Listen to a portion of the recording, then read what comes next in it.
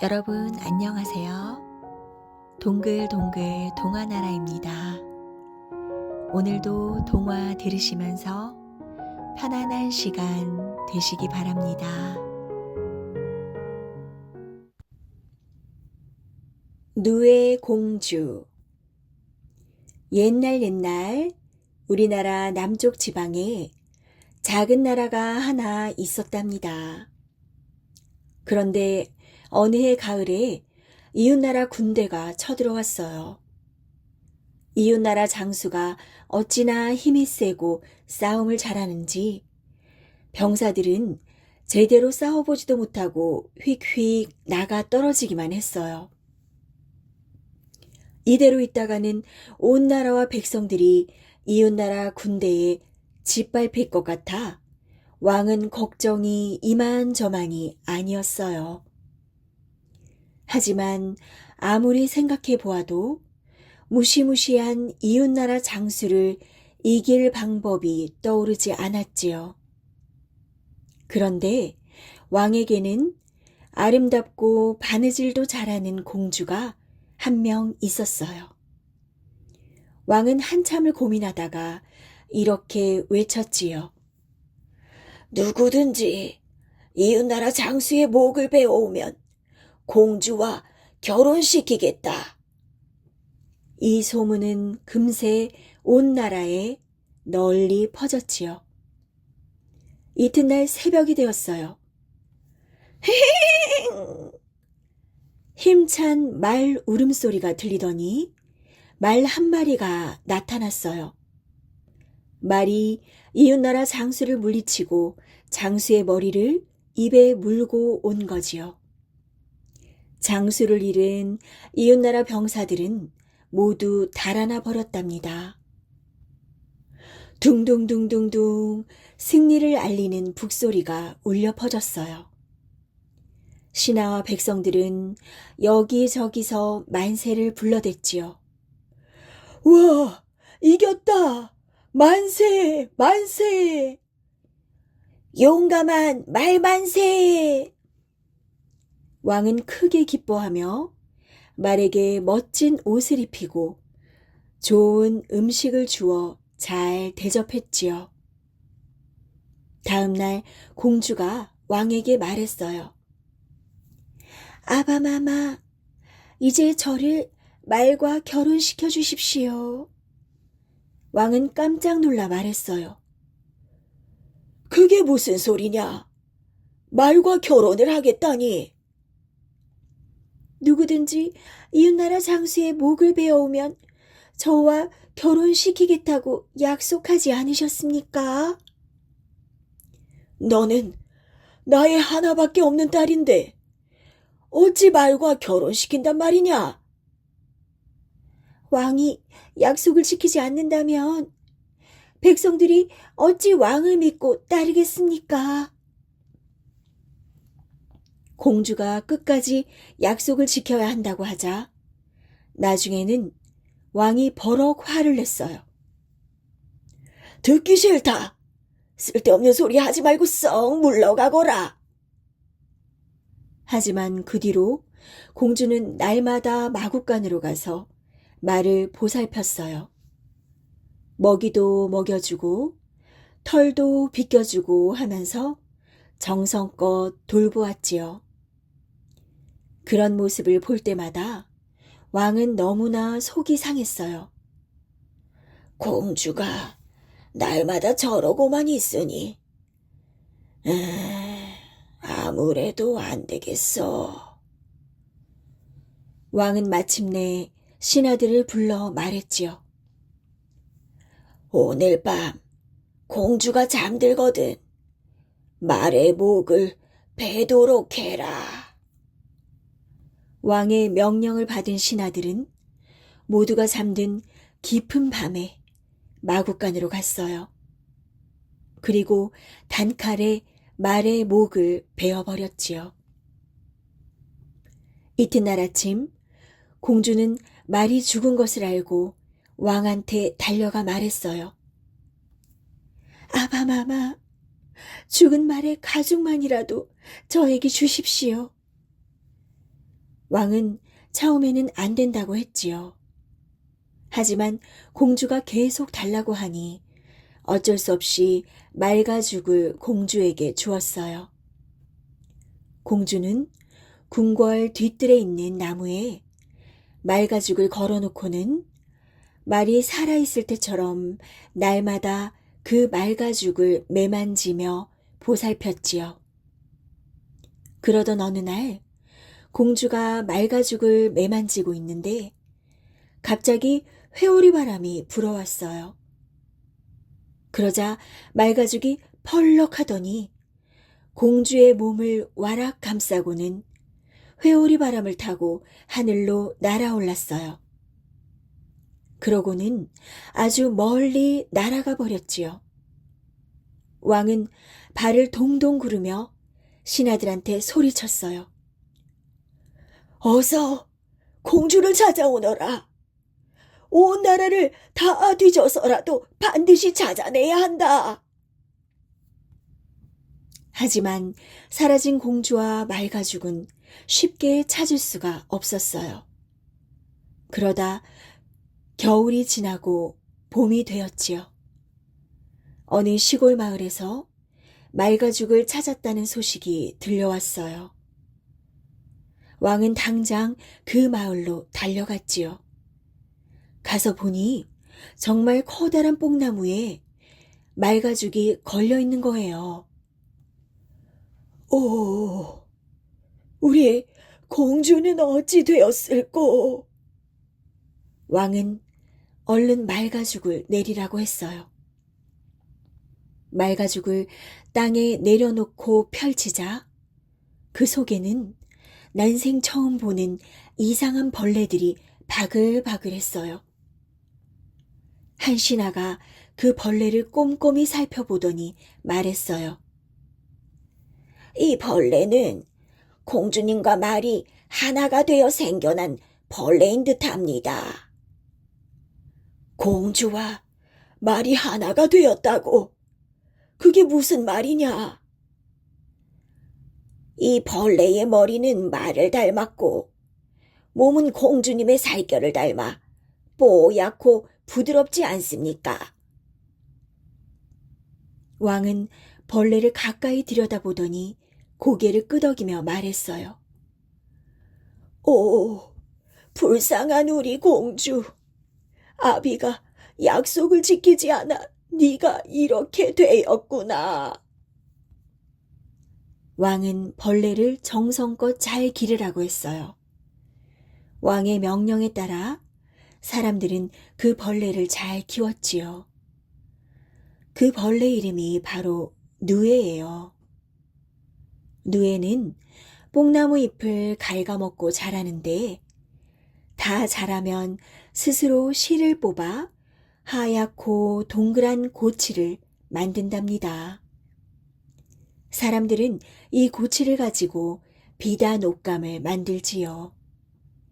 누에가 고치를 짓는 것은 바느질을 아주 잘했던 공주를 닮았기 때문이래요. 떡시루 굴리기. 옛날 한 옛날에 두꺼비가 살았어요. 두꺼비에게는 친한 친구 토끼가 있었지요. 어느 날 둘이 만나서 재미나게 놀다 헤어지려니까 조금 아쉬운 거예요. 토끼야, 우리 출출한데 뭐 맛있는 걸 해먹지 않을래? 좋은 생각이야. 뭐니 해도 떡이 좋겠지?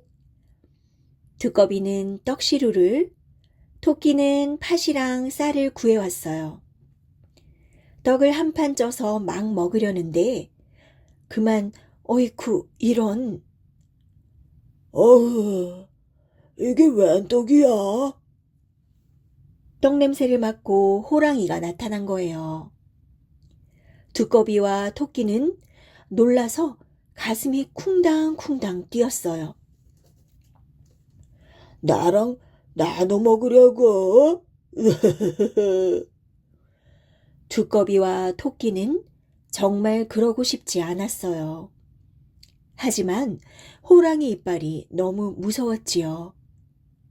그, 그래. 같이 나눠 먹어야지. 뜨끈뜨끈한 떡을 나누려는데 호랑이가 말했어요. 떡을 셋으로 나누면 간에 기별도 안 가겠지? 그럼 어떻게 하자고? 토끼가 걱정스레 호랑이에게 물었지요. 내기를 해서 한 입에 몰아주자. 호랑이는 입맛을 쩝쩝 다시며 두툼한 앞발로 개울을 가리켰어요. 저 개울을 가장 멀리 뛰어넘는 친구가 떡을 몽땅 먹기로 하자. 먼저 토끼가 개울을 뛰어넘기로 했지요. 있는 힘을 다해 뛰었지만 바로 개울가에 떨어져서 뒷다리가 살짝 물에 닿았어요.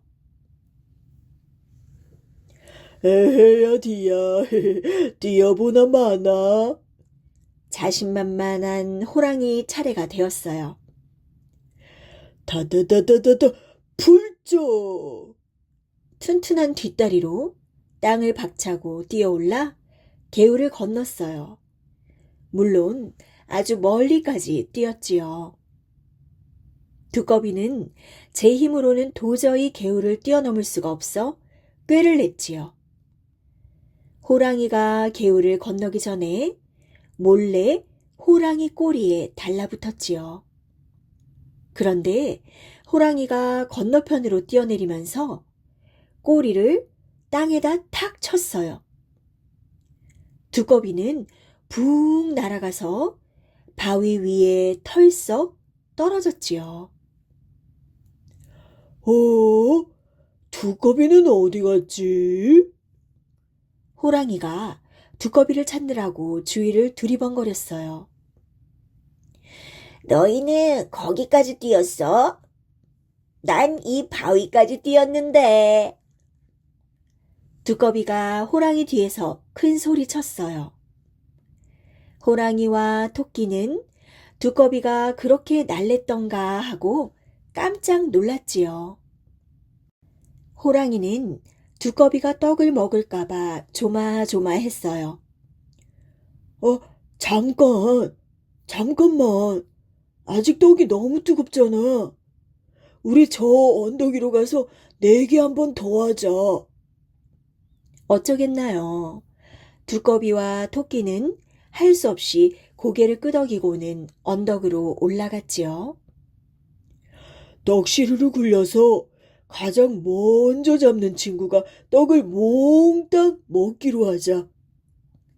말이 끝나자마자 호랑이는 재빨리 떡시루를 밀었어요. 대구르르르르 떡시루가 굴러내려갔지요. 떡시루를 따라 호랑이가 펄쩍펄쩍 뛰어내려갔어요. 대구르르르르 떡시루가 굴러내려갔어요. 떡시루를 따라 토끼도 폴짝폴짝 뛰어내려갔어요. 대구르르르르 떡시루가 굴러내려갔어요. 떡시루를 따라 두꺼비가 엉금엉금 걸어내려갔어요.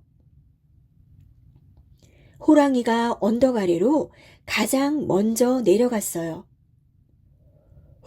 내가 잡았다. 만세!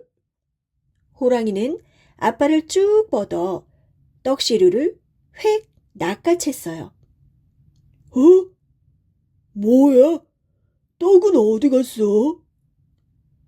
호랑이가 울먹이며 빈 떡시루를 들어 올렸지요. 떡시루 구멍으로 하늘만 보였어요. 뒤따라온 토끼도 빈 떡시루를 보고 고개만 갸웃거렸어요. 다리 짧고 몸집 작은 두꺼비는 빨리 갈 수가 없었지요. 두꺼비가 내려가다 보니 글쎄 나무 덤불에 떡이 걸려 있는 거예요. 어허, 이게 웬 떡이야?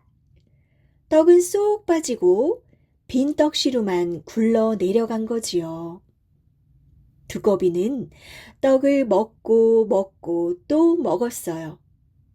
그런데 배가 너무 불러 더 먹을 수가 없었지요. 두꺼비는 남은 떡을 등에 붙이고 내려갔어요. 두꺼비는 언덕 아래에서 호랑이와 토끼를 만났어요. 떡 먹고 싶지? 내가 줄게. 두꺼비는 등을 쓱 내밀었어요. 호랑이와 토끼는 두꺼비 등에 붙은 떡을 보았지요. 에이, 더러워. 안 먹는다, 안 먹어. 호랑이도 토끼도 두꺼비 등에 달라붙은 떡은 싫다며 가버렸어요. 남은 떡은 두꺼비 등에 그대로 말라붙어 버렸지요. 지금도 두꺼비 등가죽이 울퉁불퉁한 건 그래서래요.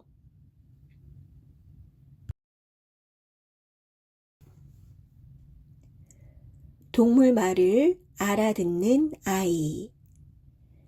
옛날에 동물 말을 알아듣는 아이가 있었어요.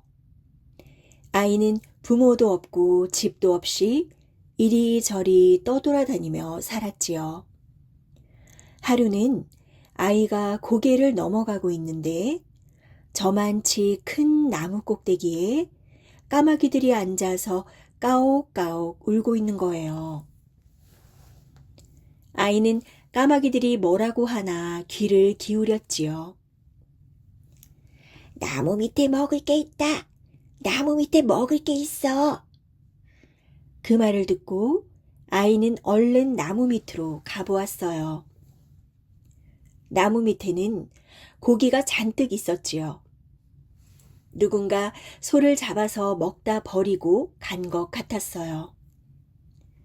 그런데 갑자기 어디선가 큰 소리가 들려왔어요. 저기 소도둑이 있다. 잡아라. 그러더니 포졸들이 뛰어와 아이를 붙잡았어요. 아이는 꼼짝없이 붙들려 사또에게 끌려갔지요. 사또는 무서운 얼굴로 아이에게 소리쳤어요. 네 이놈, 남의 소를 훔쳐다가 잡아먹다니. 아이는 눈물을 뚝뚝 흘리며 말했어요.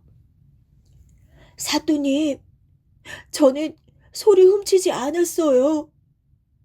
까마귀가 나무 밑에 먹을 게 있다고 해서 가보았을 뿐이에요. 까마귀 말을 알아듣다니 그런 거짓말이 어디 있느냐? 거짓말이 아니에요. 저는 정말로 동물 말을 알아들을 수 있어요. 사또는 아이 말이 정말인지 시험해 보기로 했어요. 사또는 뒤뜰로 가 제비 둥지에서 새끼 한 마리를 꺼내 몰래 소매자락 속에 숨겨왔어요. 그러자 어미 제비가 앞마당으로 날아와 사또 주변을 맴돌며 큰 소리로 울어댔어요. 사또가 아이에게 물었어요. 내가 정말 동물 말을 알아듣는다면 지금 저 제비가 뭐라고 하는지 말해봐라. 네, 사또님. 제비가 지금 먹지도 못할 작은 새끼를 뭐에 쓰려고 합니까? 소매 속에 있는 내 새끼를 얼른 돌려주세요. 라고 말하고 있어요. 그 말에 사또는 고개를 끄덕였어요. 네가 정말 동물 말을 알아듣는구나. 아이는 관가에서 풀려나 다시 길을 떠났어요. 한참을 가고 있는데 원숭이 3마리가 갓과 호미와 채찍을 사이에 두고 서로 자기가 갖겠다며 싸우고 있었어요.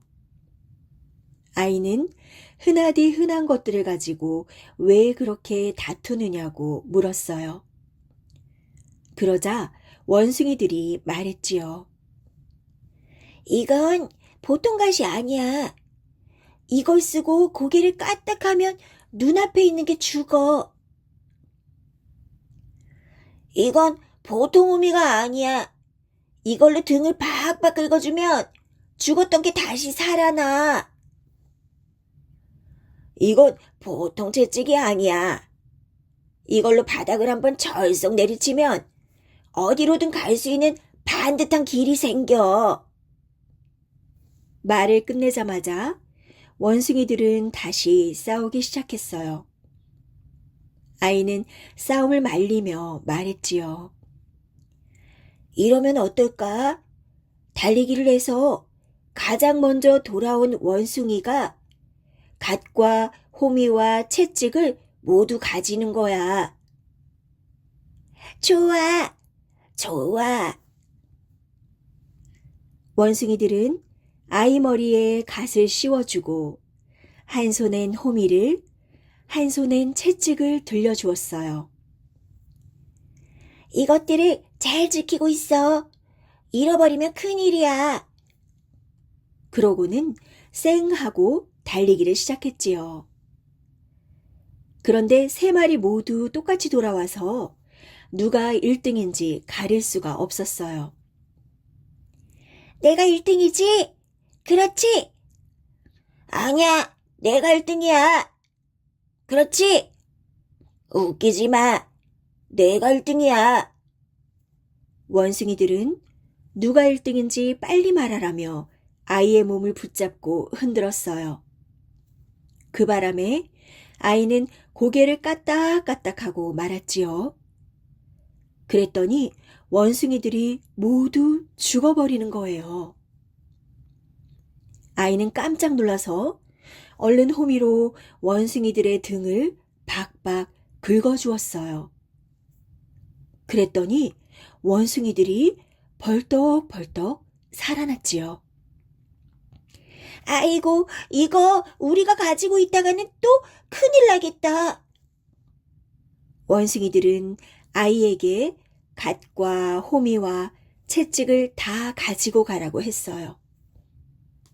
아이는 갓과 호미와 채찍을 얻어 다시 길을 떠났지요.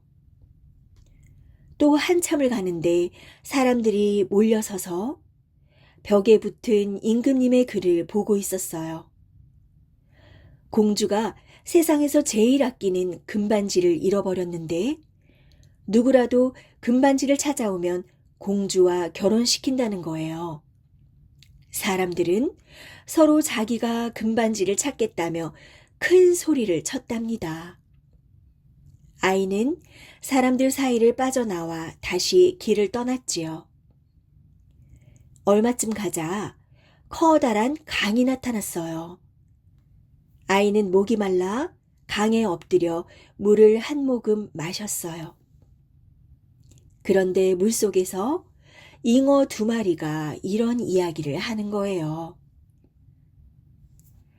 세상 사람들이 모두 공주의 금반지를 찾는다고 난리래. 사람들은 정말 어리석지 뭐야. 물속 그 커다란 바위 밑에 있는 작은 금반지를 어떻게 찾는다고 그러지? 아이는 그 말을 듣고 채찍으로 강물을 철썩 내리쳤어요. 그러자 물이 쫙 갈라지며 저 물속 끝까지 반듯한 길이 생기는 거예요. 아이는 길을 따라 커다란 바위까지 갔어요. 바위 밑을 더듬어 보니 정말 공주의 금반지가 나왔지요. 아이는 금반지를 가지고 궁궐로 찾아갔어요. 아이가 금반지를 보여주자 임금님은 크게 기뻐했어요.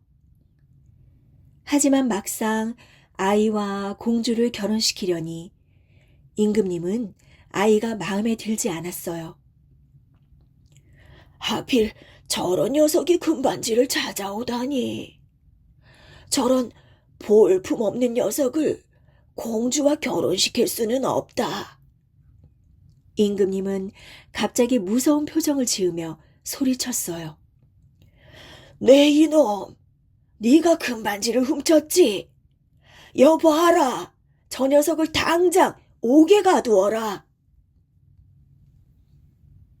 창을 든 병사 하나가 냉큼 앞으로 뛰어나왔어요. 아이는 얼른 갓을 쓴 채로 고개를 까딱했지요. 그러자 병사가 픽 쓰러져 죽어버렸어요. 또 다른 병사가 달려들었어요. 아이가 또 고개를 까딱하자 그 병사도 픽 쓰러져 죽어버렸지요. 그러자 병사들이 몽땅 앞으로 달려나와 아이를 에워쌌어요. 아이는 빙글빙글 돌며 고개를 까딱까딱했어요. 아이를 둘러싸고 있던 수많은 병사들이 모두 죽고 말았답니다. 임금님은 너무 놀라 철퍼덕 주저앉으며 아이에게 용서를 빌었어요. 내가 잘못했다. 아이는 빙그레 웃으며 죽어있는 병사들의 등을 호미로 박박 긁어주었어요. 그랬더니 여기서 벌떡 저기서 벌떡 병사들이 모두 살아났어요. 임금님은 그걸 보고 크게 기뻐했어요. 이제 보니 너는 놀라운 재주를 지녔구나. 너와 공주를 결혼시키겠다. 아이는 공주에게 다가가 금반지를 끼워주었어요. 아이는 공주와 결혼해 오래오래 행복하게 잘 살았답니다.